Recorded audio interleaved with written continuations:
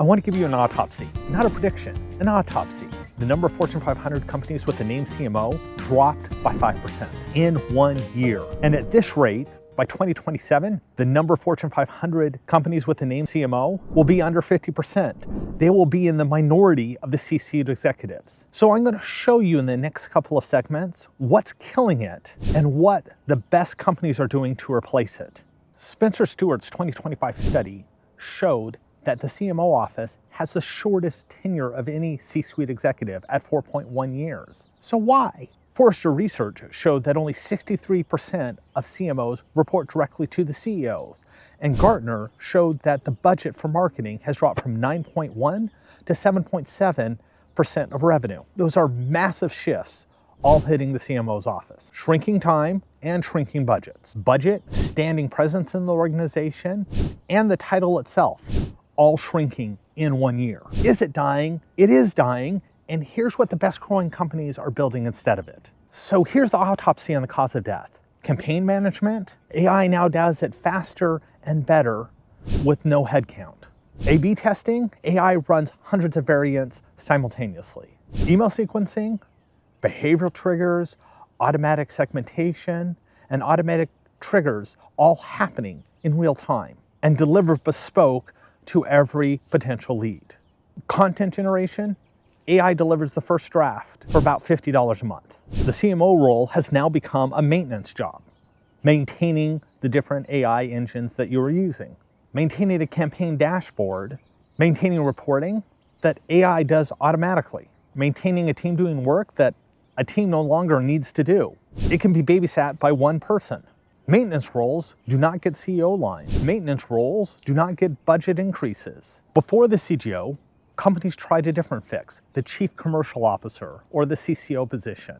But when the brand and short-term revenue are controlled by one person, short-term revenue wins every single time. Brand authority, brand building will always play second to building up the short-term revenue. Brand will lose every single budget cycle when short-term revenue is on the line. That will become the primary and the secondary and probably the tertiary focus of any CCO. McKinsey in 2025 research showed that brand is the resilience for long-term growth at decreasing cost.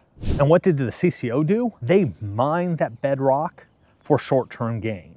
And when you mine your brand, ultimately your long-term cost, your leads do not become warm, they become cold, and they become more expensive to find. That is why the CCO office was never meant to control brand. It needs to be handled by the CGO, the Chief Growth Officer, that has brand and long-term revenue in the same metrics. Higher paid acquisition costs, lower organic demand, and customers who the only thing they can do is compare on price. And what happens when they compare on price? You will always lose to a lower price competitor. The CCO fixed the mandate problem, but broke the brand. The CGO fixes both. What does the Chief Growth Officer own that neither the CMO or the CCO mandates could solve? It owns 3 mandates simultaneously, all under one roof. First is market architecture. What market do you actually play in, and how do you become a niche of one? What is your positioning statement? What is your compelling market edge? The compelling market edge is the specific, ownable, and demonstrable solution that makes you the only logical choice for specific buyers. A CC strategic decision that most CMOs and CCOs never had the mandate for. Second, brand and revenue unified, owned by the same person. No more budget wars. Third, content as an asset. CMI data showed that you get 3 times more leads at 63% less cost when you view and have your content as an asset. The CGO treats the YouTube content library like a CFO treats the asset column. Your content library appreciates with every asset that you add, and it works while everyone else is sleeping, 24/7, 365, with no breaks. Gartner found that market-shaping executives outpace their competition by 8 times, and only 14 CMOs qualified as a market-shaping executive. This is a mandate problem, not a talent problem. For business leaders from about 500,000 to, let's say, 200 million. There is no neutral ground. You can either build a CGO level growth architecture, which is a compelling market edge, which is brand, revenue, and a YouTube first content asset library, or you stay with the old methodology and let your competition build a competitive moat around themselves. The leaders that are building this now are not just getting a head start.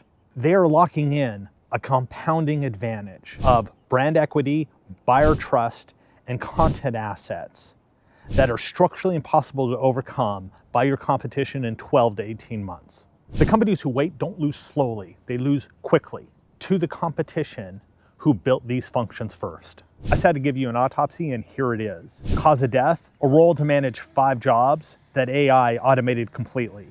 What remained? Brand architecture, market position, and a compelling market edge. This was never a channel management problem, and the CMO never had a mandate to fix it. The CGO's mandate was built for exactly this: brand and revenue unified, content as a capital asset, market architecture as the foundation.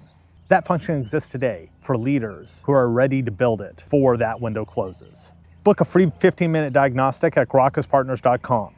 We can discuss how to build a compelling market edge and how a CGO will take a look at your growth levers and figure out what is the best next steps in the next 90 days to achieve your long-term growth. I'm Brandon Fears, and this is Growth Without Fears.